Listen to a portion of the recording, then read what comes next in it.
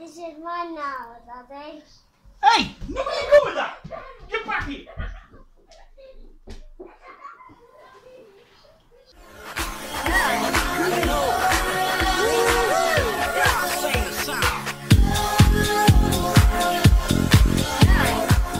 Hello ladies and gentlemen, welcome back to the channel, UKMtG, and it's Jordan here. And as you saw from our quick little ditty, we have been blessed by Wizards of the Coast, ladies and gentlemen, so a big shout out to them, thank you kindly. They have sent us some M19 pre-release packs. Now, I do have 4 of them, so what I'm going to do is I'm going to get the boys round and we're going to play a two-headed giant game. That's going to happen in a separate video on its own.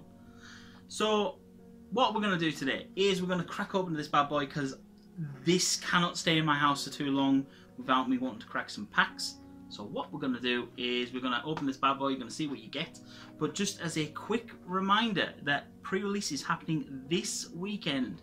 Please go to the Wizards store locator, the link will be in the description box down below. It's a great way to find a local game store to yourself that's doing pre-release. And also, you get to meet a whole new bunch of people. Pre-releases are great for new players. Everyone's sort of new to the set and doesn't know how mechanics work. And it's a great, casual, fun environment. So without further ado, let's jump straight into this bad boy. So, behold the majesty of the pre-release kit. Now, essentially as I was saying, pre-releases are amazing. They're great. I always enjoy pre-releases. My first one was Battle for Zendikar, and I try to go down to as many as I can, but of course, you know, being a parent, you don't get down to every single one. So, what do you get? So, with your pre-release kit, you're going to hit this cool, nifty deck box and obviously a cover to protect it. Inside, you will get 6 boosters. Oop. So we get 1, 2, 3, 4, 5, 6 beautiful boosters of M19. We also get a foil rare, which is obviously timestamped. Now we got Liliana's Contract, so it's 5 mana enchantment. When there's the battlefield, you get to draw 4 cards and you lose 4 life. Beginning of your upkeep, if you control 4 or more demons with different names, you win the game. Now, this is rather sweet. I have seen this brewed up with using Arcane Adaptation. So, just for funsies, of course, you should also get a quick and nifty divider, which is useful for separating your deck from your sideboard, and a quick how-to guide, ladies and gentlemen. So, obviously it talks about Arena, but then it obviously tells you how to roughly build a pre-release deck. Obviously you want 15 to 18 creatures, 5 to 8 other spells. Generally, obviously, prioritizing removal is beneficial. This is the curve you do ideally want to achieve, although it depends on the sort of deck you're playing. And then ideally you want 17 land. You can, if you're a bit heavier on the curve, you can go 18 land, or if you're a bit low on curve, I have gone down to 16 occasionally, but it has to be in the right sort of deck. But as it says here, when in doubt, ask for advice. The entire benefit of being in pre-release is that it's all casual, it's all fun, and everyone's just out to help each other have some great games. You should also get a single D20. So we got blue, beautiful M19 symbol in abundance. So, without further ado, let's get to the good stuff, which is we're going to crack some packs. Now, no word of a lie, I do want some goblin cards. I definitely want some goblin cards. And I have to make sure I open my pack. Oh, Sarkhan and Ajani at the back, yes. You know, we'll save the new Planeswalker Vivian for the middle, and we'll start off on our double Ajani. Oh, love new packs. In fact, who doesn't love new packs? So, you know, I'm gonna skip through all the good stuff. Catalyst Element. Oh, Skeleton Archer. Yes. Do like Dwarven Priest. Oh man, vampire in it. Right, okay. So, get to the uncommons. So we have a Skyrider Patrol, 2/3 Elf Scout, 4 mana flying. At the beginning of combat on your turn, you may play hair, blue and a green. When you do, you get to put 1/1 counter on another tag creature control, and that creature control gains flying until the end of the turn. Very good card, semi-decent, has good evasion itself. It can also give a creature evasion, so, you know, a good reason to go in green and blue. Lightning Strike, 2 mana, 1 and a red, deals 3 damage to any target. Great removal all round, fantastic, cannot complain. Ah, yes, yes, it begins my pack. Volley Veteran, 4 mana, 4/2. When it enters the battlefield, it deals damage to to target creature an opponent controls equal to the number of goblins you control. Now, I wish that this text said any target, but, you know, I understand that it probably got nerfed. But, you know, it's rather good. It's fun, you know, and especially as, you know, fill the sky with stuff, including the pickle. You know, watch out for this deadly pickle. That's all I'm saying. It's, you know, it's powerful. And we have, Phylactery Lich. So it's a 3/3 black mana.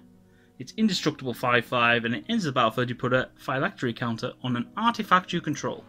When you control no permanents with Phylactery counters on them, you have to sacrifice him.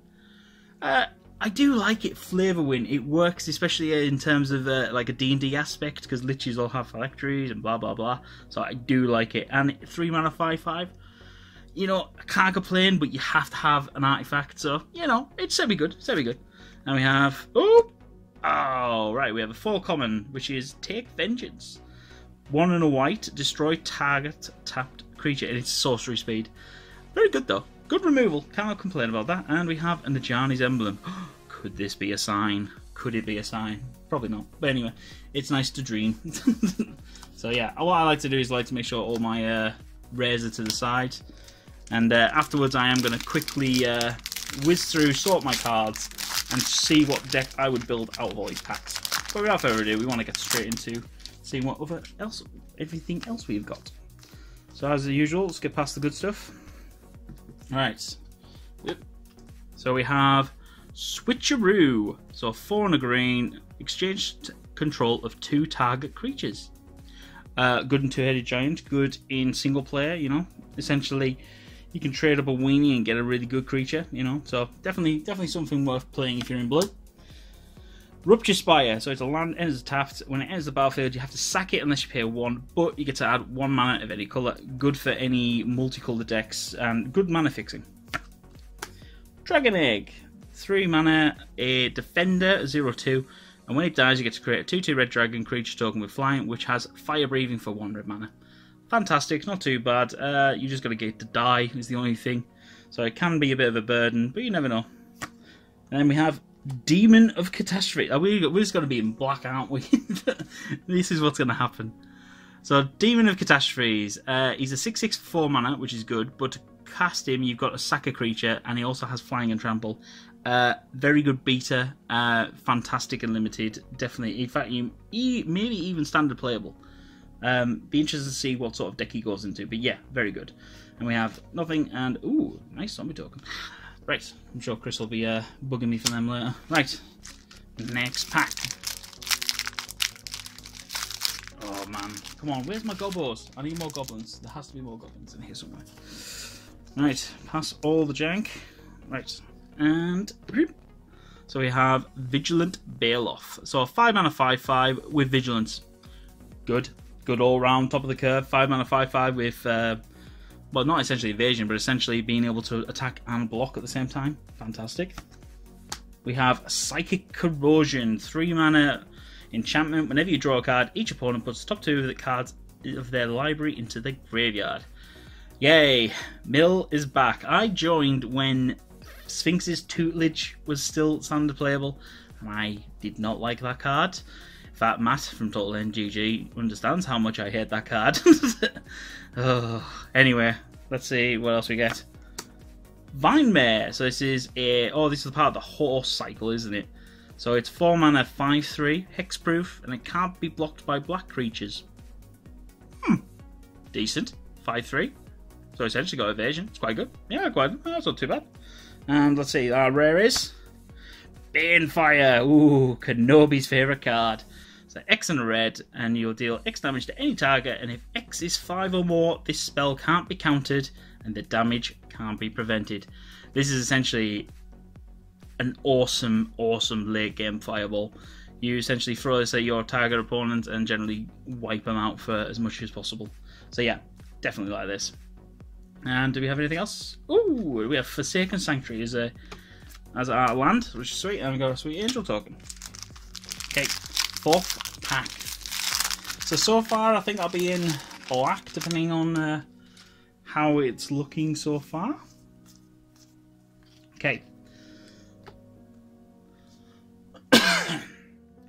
Psychic Symbiont. So it's 6 mana, 3/3 with flying. When it enters the battlefield, target opponent discards a card and you get to draw a card. Fairly good, not too bad. A 3/3 with evasion and you can hit him, but yeah, 6 mana. Ideally, if you got a mana rocket, you can get this out a bit earlier, better. So yeah, not too bad. Knightly Valor. I've just realised I put Banefire over there. Knightly Valor is 5 mana or enchantment. When it enters the battlefield, you get to create a 2/2 white knight token with vigilance, and then the enchanted creature gets +2/+2 and also has vigilance. Good in limited, not really standard constructible, but yeah, it's not too bad. Then we have, oh, I do love this card, Suspicious Bookcase. So it's 2 mana, 0/4 defender, but you can pay 3 and tap it, and target creature can't be blocked. This is going to do some serious damage in limited. It's also going to be quite good, maybe possibly in standard. It's a good way to get a big beater through without having to worry about it. So yeah, and ooh, Gigantosaurus. So for 5 green mana, you get a 10/10. That's it, just a 10/10 for 5 mana.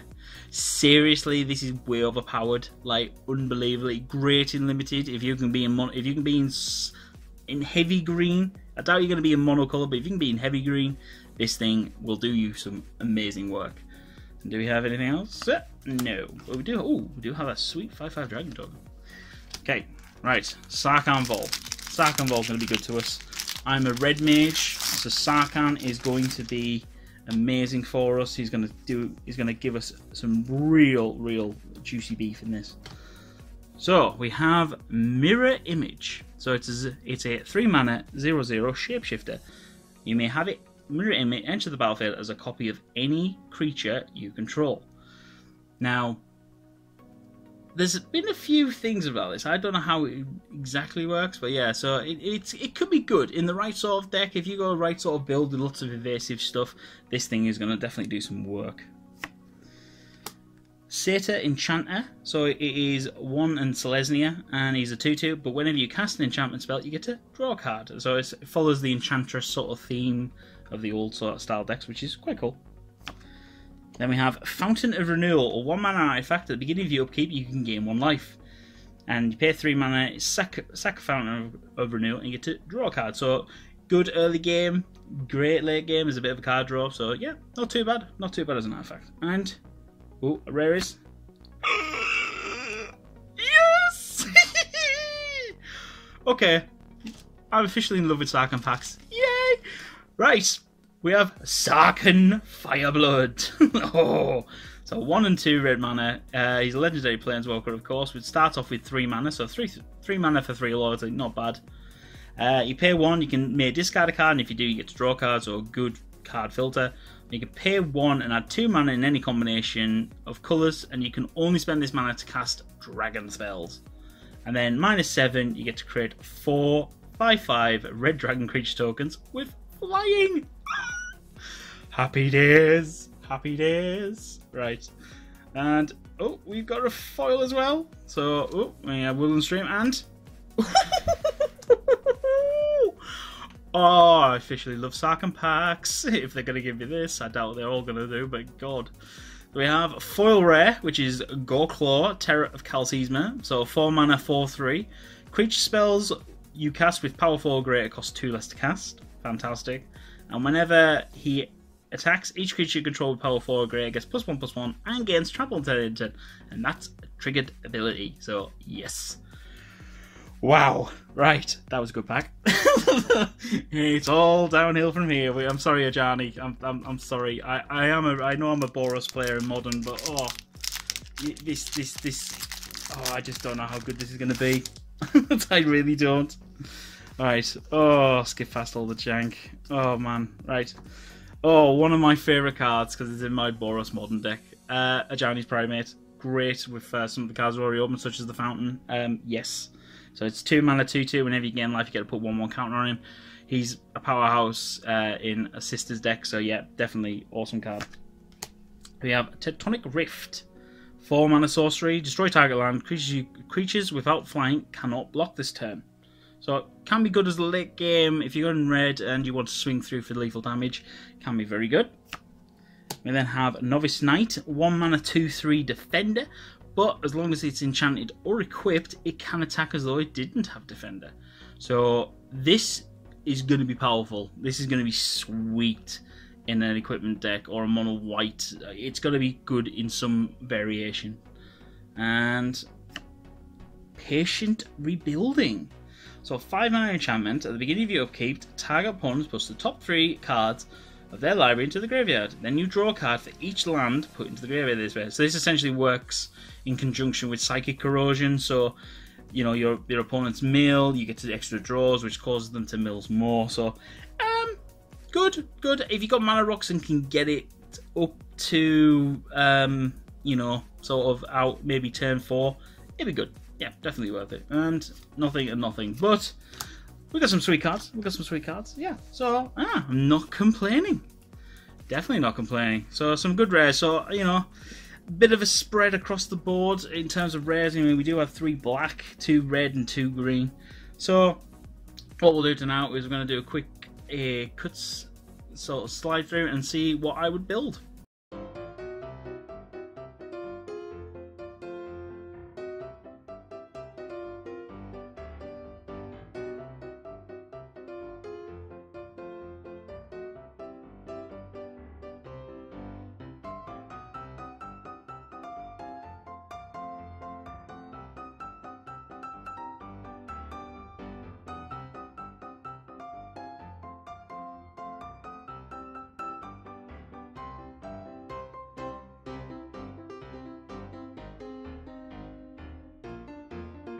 So, as you see, ended up going in red-green. I haven't even begun to add in my extra cards yet. But anyway, so yeah, so of course in red-green, we've got a few things that we can run, of course. So there's these cards in terms of our rares. So I've actually built a fairly okay-ish deck without even considering my rares. So I think I'll take out Void Veteran. We've not got enough goblins, so I'll put in Goro Claw. Banefire has to come in here because it's amazing. So Banefire, 3 mana. Sarkhan's got to come in here as well. We can drop. Oh, what could I drop? Well, I could drop the Boggart Brute now that I'm not running it for extra stuff. Yep. So, you know, I'm not running it for the Goblin bit. And Gigantosaurus. And I do want him in here because he can be fun. What could I drop? I could drop Tectonic Rift, realistically, because, you know, creatures win games. So yeah, so essentially that'll be it, our deck. You know, so red-green beats. That's essentially what I've made. Anyway, I look forward to seeing what you guys say in the comment section. Is there anything I've missed synergy-wise? What cards are you excited about? And let me know if you're planning to go to your store to do anything crazy. Do you have any archetypes you are wanting to build from your sale decks? And well, that is it for me, Oxhead Jordan, signing off. Thank you to Wizards of the Coast again, and goodbye.